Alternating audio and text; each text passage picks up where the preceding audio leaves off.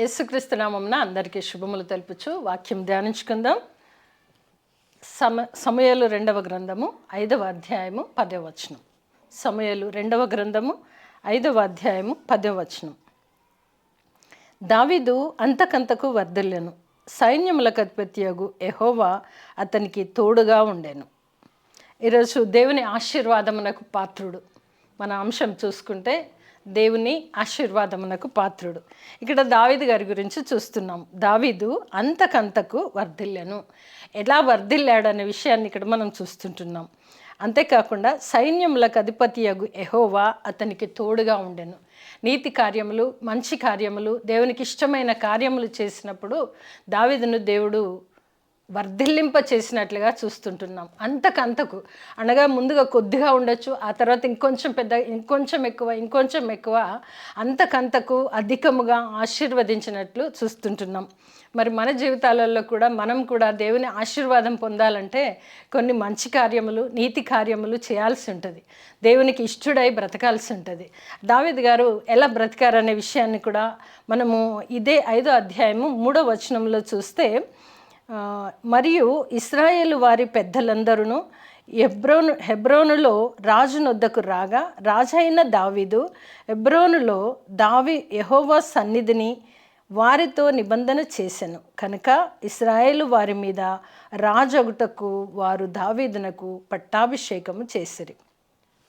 ఇక్కడ దావీదుకి పట్టాభిషేకము చేయడానికి హెబ్రోనులో ఇశ్రాయేలు వారందరూ కూడా రాజు నొద్దకు వచ్చిరి అని చెప్తున్నారు. ఆయన రాజు అని చెబుతూ మరలా పట్టాభిషేకం చేసినట్లుగా మనం ఇక్కడ చూస్తుంటున్నాం.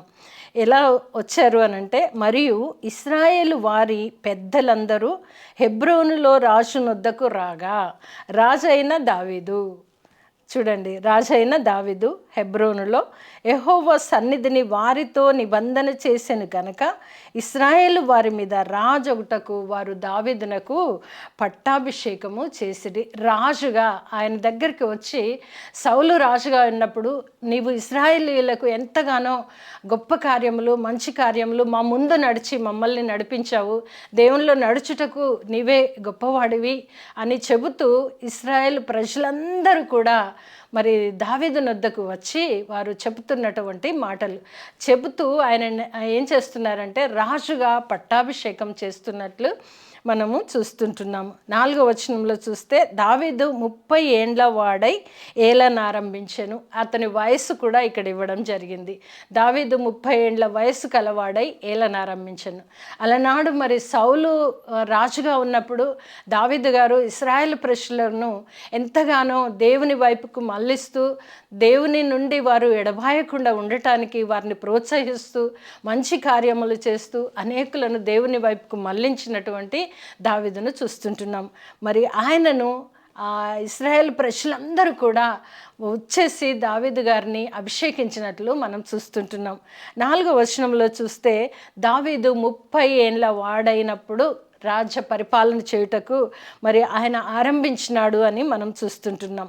ఆయన 40 సంవత్సరములు రాజుగా ఏలినట్లుగా మనం చూస్తుంటున్నాం. అనగా దావీదును పట్టాభిషేకం చేసుకొని ప్రజలందరూ ఏకగ్రీవంగా వచ్చి దావీదును రాజుగా పట్టాభిషేకం చేసినారు. మరి అలా చేస్తే ఆయన యొక్క ఆయన యొక్క గుణగణాలు, ఆయన దేవుని అందున్న భయము, భక్తి, ఆయన ఎలా ఇశ్రాయేలు ప్రజలను నడిపించాడో అవన్నీ చూసిన ప్రజలందరూ వచ్చి ఆయన రాజుగా పట్టాభిషేకం చేసినప్పుడు అతని వయస్సు 30 సంవత్సరములు, అతను 40 సంవత్సరములు మరి పరిపాలన చేసినట్లుగా మనము చూస్తుంటున్నాము. చూడండి, ఇక్కడే ఉంది 4వ వచనంలో, దావీదు 30 ఏండ్ల వాడై ఏలనారంభించి 40 సంవత్సరములు పరిపాలన చేసెను. హెబ్రోనులో అతడు యూదా వారందరి మీద 7 సంవత్సరములు 6 మాసములు, యెరూషలేములో ఇశ్రాయేలు యూదాల వారందరి మీద 33 సంవత్సరములు పరిపాలన చేశాను. అతని పరిపాలన సమయాన్ని, కాలాన్ని కూడా ఇవ్వడం మనం చూస్తుంటున్నాం. 30 ఏండ్ల వాడై ఉన్నప్పుడు అంతకు ముందే సౌలు గారి దగ్గర ఉండి నడిపించాడు. మనకు తెలుసు, మరి అక్కడ ఒక చిన్న రాయితో మరి ఇశ్రాయేలీయుల పక్షమున ఉండి యుద్ధం చేసినట్లుగా కూడా మనం చూస్తుంటున్నాం. అప్పుడు బాలుడైన దావీదు అని చూస్తాం. ఇక్కడ చూస్తే 30 ఏళ్ల వాడైనప్పుడు వీరు పట్టాభిషేకం చేసి మరి తనను రాజుగా ఎన్నుకొని ఆయన రాజ్య పరిపాలన చేసినట్లుగా కూడా మనము చూస్తుంటున్నాం. ఇవన్నీ కూడా మంచి కార్యములు చేస్తూ మనం మిగతా వచనాలన్నిట్లలో చూస్తే గొప్ప విషయాలు, దేవునికి ఇష్టమైనటువంటి విషయాలు, ప్రజలకు మేలుకరంగాను ఇశ్రాయేలు ప్రజలను నడిపించిన నాయకుడిగా దావీదు గారు ఉన్నట్లుగా చూస్తుంటున్నాం. అందుకే ఇక్కడ ఆ 9వ వచనంలో దావీదు కోటలో కాపురం ఉండి దానికి దావీదుపురం అని పేరు పెట్టాను. దావీదు కోటలో అనగా రాజుగారు రాజకోటలో ఉండి దావీదుపురము అని పేరు పెట్టినట్లుగా చూస్తుంటున్నాం. అంతేకాదు దావీదుకు ఒక ప్రాకారము కట్టించాను, రాజుగారికి చుట్టూ ప్రాకారమును కూడా కట్టించినట్లుగా చూస్తుంటున్నాం. అందును బట్టి అతను చేసిన మంచి కార్యములు దేవునికి ఇష్టమైనవి, దేవునికి చిత్తానుసారంగా నడిపించి జరిపించి ప్రజలను నడిపిస్తున్న ఒక నాయకుడిగా ఉన్నాడు కనుక దావీదు అంతకంతకు వర్ధిల్లెను. దేవుడు అందరికీ వర్ధిల్లడానికి అవకాశం ఇస్తాడు. ప్రతి ఒక్కరికి కావలసినంతగా దేవుడు ఇస్తాడు. ఎందుకంటే దేవుడు పక్షపాతి కాదు, అందరికీ ఇస్తాడు. ఆ ఇచ్చిన దేవుని జ్ఞానము చేత, దేవుని నడిపింపు చేత ఎప్పుడైతే నడుస్తామో దానిని బట్టి అంతకంతకు వర్ధిల్లినట్లుగా చూస్తుంటున్నాం. మన జీవితంలో కూడా కొద్దిగా రాగానే మరి దానిని అంతకంతకు అభివృద్ధి చెందించుకోవాలి అని అంటే దేవుని నుండి వచ్చు జ్ఞానం చేత నడవచ్చు, దేవుని యందలి భయభక్తి చేత నడవచ్చు, అనేకులకు గొప్ప కార్యములు చేస్తూ నడవచ్చు, అనేకులను ఆదరిస్తూ నడవచ్చు. ఇవన్నీ కూడా దావీదు గారు అలవర్చుకున్నాడు. అందుగురించే దావీదు అంతకంతకు వర్ధిల్లినట్లుగా మనం చూస్తుంటున్నాం. అంతేకాదు సైన్యములకు అధిపతియగు యెహోవా అతనికి తోడుగా ఉండెను. ప్రాముఖ్యమైనది ఏంటంటే దేవాతి దేవుడు అతనికి తోడుగా ఉన్నాడు. అతను చేయుచున్న ప్రతి మంచి కార్యములో దేవాతి దేవుడు అతనికి తోడుగా ఉండి నడిపిస్తున్నాడు కనుక ఆయన నడుస్తూ అనేకులను నడిపించేవాడుగా ఉన్నాడు. రాజుగా రాజ్య పరిపాలన చేస్తూ దేవుడు ఆయనకు తోడుగా ఉండి తనకిచ్చిన ఆలోచనను బట్టి, తనకిచ్చినటువంటి మంచి మనస్సును బట్టి తను నడిపిస్తూ అనేకులను ఆయన నడుస్తూ అనేకులను నడిపించేవాడుగా ఉన్నాడు. అందుగురించే ఇక్కడ వాక్యం చూస్తే దావీదు అంతకంతకు వర్ధిల్లుచున్నాడు. దేంట్లో వర్ధిల్లుచున్నాడు అంటే ఆత్మలో వర్ధిల్లుచున్నాడు, శారీరకంగాను వర్ధిల్లుచున్నాడు, మానసికంగా వర్ధిల్లుచున్నాడు. ఇవన్నీ కూడా దావీదులో ఉన్నటువంటి గొప్ప కార్యములు అని మనం చూడొచ్చు. ఎందువలన అనంటే సైన్యములకు అధిపతియగు యెహోవా అతనికి తోడుగా ఉండెను. ఎప్పుడైతే దేవుడు తోడుగా ఉంటాడో అంతకంతకు ఆశీర్వదించే దేవుడు. నూతన సంవత్సరం మనము ఆరంభించాము. మరి నూతన సంవత్సరంలో దేవుడి దగ్గర వాగ్దానాలు తీసుకొని ఒక్కొక్కటి పొందుకొని మరి దేవుని చేత పట్టబడిన బిడ్డలుగా ఉంటూ, దేవుడు నడిపించే బిడ్డలుగా ఉంటూ, దేవుని చేత నడిపించబడుతూ ఉన్నప్పుడు నిజంగానే ఆయన ఇచ్చే ఆశీర్వాదము అంతకంతకు ఆశీర్వాదం రెట్టింపే అవుతుంది. అలాగే దావీదు గారికి తోడై ఉన్న దేవుడు నీకు నాకు కూడా తోడై నడిపించే దేవుడై ఉంటున్నాడు. చూద్దాము దినవృత్తాంతములు 2వ దినవృత్తాంతములు 26వ అధ్యాయము, 2వ దినవృత్తాంతముల గ్రంథము 26వ అధ్యాయము 5వ వచనం నుండి చదువుకుందాము. 5వ వచనం. దేవుని ప్రత్యక్షత విషయమందు తెలివి కలిగిన జకర్యా దినములలో అతడు దేవుని ఆశ్రయించెను. ఎవరు దేవుణ్ణి ఆశ్రయించారు? ఇక్కడ కూడా ఒకతని 2 క్యారెక్టర్స్ మనం చూస్తున్నాము. దావీదు గారు దేవునితో నడిచాడు, దేవుడు తోడై ఉన్నాడు, దేవుని యొక్క భయము భక్తి జ్ఞానము కలిగి తను నడిచాడు, వర్ధిల్లాడు, అనేకులకు వర్ధిల్లింప చేసే నాయకుడిగా ఉండి రాజుగా 40 సంవత్సరములు పరిపాలన చేశాడు. దేవుడిచ్చిన ఆశీర్వాదమును ఆయన ఉపయోగించుకొని అనేకులకు ఆశీర్వాదకరంగా ఉన్నటువంటి దావీదు గారిని చూసాం. ఇక్కడ కూడా ఎవరున్నారు అని మనం చూస్తే 26వ అధ్యాయం 1వ వచనం, దినవృత్తాంతములు 2వ గ్రంథము 26వ అధ్యాయం 1వ వచనం. అంతటా యూదా జనులందరూ 16 ఏండ్ల వాడైన ఉజ్జియాను తీసుకొని అతని తండ్రి అయిన అమజ్యాకు బదులుగా రాజుగా నియమించింది. అక్కడనేమో దావీదు గారిని రాజుగా నియమించారు. ఇక్కడ చూస్తే మరి 16 ఏండ్ల వయస్సు గలవాడైన ఉజ్జియాను రాజుగా నియమించినట్లు మనం చూస్తుంటున్నాం. దేవుడు అందరినీ ఒకే రీతిగా ఆశీర్వదించే దేవుడు, ఒకే రీతిగా ఆదుకునే దేవుడు, ఒకే రీతిగా అందరినీ చూచే దేవుడు, ఒకే రీతిగా కాచే దేవుడై ఉంటున్నాడు. మన దేవుడు అలాంటి గొప్ప దేవుడు. అలాగే దావీదు గారిని ఏర్పాటు చేసుకున్నప్పుడు దేవుడు అతనికి తోడుగా ఉన్నందువలన నీతి న్యాయముల చేత, భయభక్తి చేత, శ్రద్ధ చేత జనులను నడిపించి రాజ్యపాలన చేసినట్లుగా చూసాము. అంతకంతకు వర్ధిల్లింప చేసినట్లుగా చూసాం. ఇక్కడ ఉజ్జియా కూడా ఎన్నుకోబడి రాజుగా పట్టాభిషేకము పొందినటువంటి ఉజ్జియాను మనం చూస్తుంటున్నాం. అయితే 5వ వచనం చూస్తే 5వ వచనం చదువుతున్నాను. దేవుని ప్రత్యక్షత విషయమందు తెలివి కలిగిన జకరియా దినములలో అతడు దేవుని ఆశ్రయించెను. అతడు యెహోవాను ఆశ్రయించినంత కాలము దేవుడు అతనిని వర్ధిల్ల చేసెను. దేవుడిని ఆశ్రయించినంత కాలము దేవుడు అతనిని వర్ధిల్ల చేసెను మనం చూస్తుంటున్నాం. అనగా దావీదు గారి విషయంలోకి వస్తే ఎల్లకాలము దేవుని యందు భయము భక్తి కలిగి దేవుని ఆశ్రయించి ఉన్నాడు కనుక ఆయన అంతకంతకు వర్ధిల్ల చేసినట్లుగా చూస్తుంటున్నాం. ఎందుకంటే సైన్యములకు అధిపతియగు యెహోవా దేవాతి దేవుడు దావీదునకు తోడుగా ఉన్నాడు కనుక ఆయన ప్రతి విషయమందు వర్ధిల్లినట్లుగా చూస్తుంటున్నాం.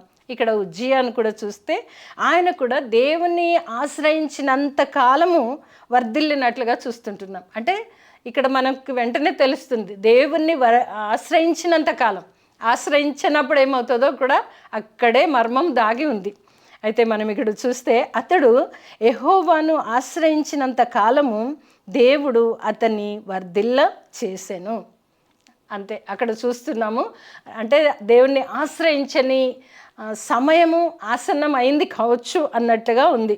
మనం చూస్తే అలాగే 8వ వచనం చూద్దాం. అమ్మోనీయులు ఉజ్జియాకు పన్నిచ్చువారైరి, అతడు అధికముగా బలాభివృద్ధి పొందెను. అధికముగా బలాభివృద్ధి పొందుతున్నాడు. ఆయన పన్నులు వసూలు తీసుకుంటూ చేస్తూ ఆయన అధికముగా బలాభివృద్ధి, అంటే ఒక రకంగా చెప్పాలంటే ధనధాన్యంలో డబ్బులో ఆయన అధికంగా బలాభివృద్ధి నొందెను. కనుక అతని కీర్తి ఐగుప్తు మార్గం ప్రదేశములంతటను వ్యాపించాను. ఆయన చాలా కీర్తివంతుడు, ఆయన గొప్ప సంపన్నుడు అనే పేరు ఐగుప్తు దేశములంతటా కూడా వ్యాప్తి చెందినట్లుగా మనం చూస్తుంటున్నాం. ఆయన పేరు, ప్రఖ్యాతులు, కీర్తి, ధనఘనతలు అన్నీ కూడా వ్యాపించినట్లుగా మనము చూస్తుంటున్నాము. అది ఉజ్జియా యొక్క పరిస్థితి. 15వ వచనంలో చూస్తే అతడు అంబులనేమి పెద్ద రాళ్ళనేమి ప్రయోగించుటకై ఉపాయశాలలను కల్పించిన యంత్రములను యెరూషలేములో చేయించి దుర్గములలోను రుజువులలోను బురుజులలోను అతను ఉంచెను. అతడు స్థిరపడు వరకు అతనికి ఆశ్చర్యకరమైన సహాయం కలిగెను. అతని కీర్తి దూరముగా వ్యాపించెను. మంచి ఏర్పాట్లు చేశాడు. యెరూషలేములో ప్రజలందరికీ యుద్ధ సమయంలో కావలసినటువంటి లేదా ప్రాక్టీస్ చేయాల్సినటువంటి యుద్ధశాలలను చాలా రకాలుగా ఏర్పాటు చేసి వారికి ఒక చేయూతనిచ్చినట్లుగా చూస్తుంటున్నాం. ఆయన చేసే మంచి పనులకు కీర్తి దూర దేశముల వరకు వ్యాపించినట్లుగా కూడా చూస్తుంటున్నాం. అదే కీర్తిని మరి అలాగే వ్యాపిస్తూ ఉంటే దావీదు గారి వలె అంతకంతకు అభివృద్ధి పొందేవాడుగా ఉండేవాడు. 16వ వచనంలో చూస్తే అతడు స్థిరపడిన తర్వాత అతడు మనస్సున గర్వించి చెడిపోయాను. ఇక్కడ మనం ముందుగానే చూస్తున్నాం, 5వ వచనంలోనే చూపించారు. అంతకంతకు వర్ధిల్లాడు దావీదు. కానీ ఇతను దేవుని ఆశ్రయించినంత వరకే అభివృద్ధి చెందాడు అని మనం ఇక్కడ చూసాం ఉజ్జియా గురించి.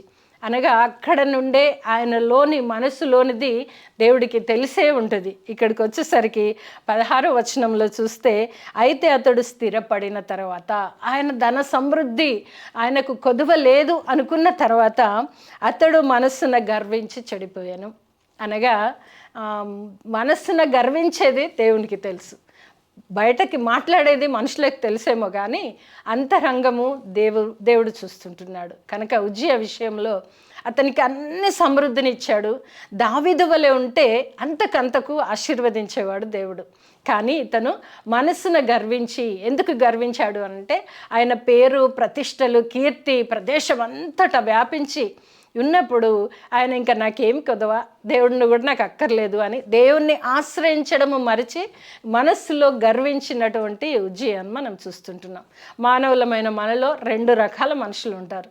మనసును గర్వించే వాళ్ళు ఉంటారు, అధిక ధన సంపద ఉన్నప్పుడు దేవుణ్ణి మరిచేవారు కూడా ఉంటారు. దావీదు గారి వలె దీన మనస్కులై దేవుని పాదాలు పట్టుకొని ఆయనను ఆశ్రయించి అంతకంతకు అభివృద్ధి పొందేవారు కూడా ఉంటారు.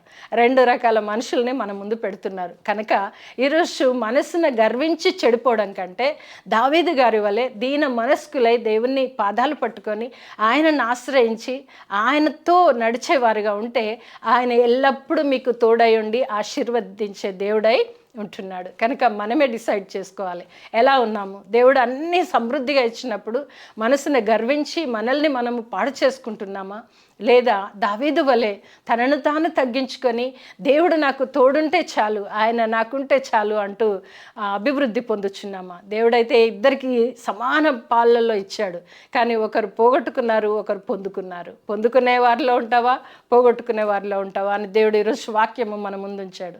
కనుక మనం కూడా బహు జాగ్రత్తగా, నూతన సంవత్సరము గడుస్తూనే ఉంది, ఇలా రోజులు జరుగుతున్న కొలది దేవుడు మనకిచ్చిన ఆశీర్వాదాన్ని గట్టిగా పట్టుకొని ఆయన తోడుండి నడిపించే దేవుడిగా ఉన్నాడు. కనుక ఆయనను ఆశ్రయించి అభివృద్ధి పొందే కృప ప్రభువైన యేసుక్రీస్తు ద్వారా మనందరికీ కలుగునుగాక. ఆమేన్.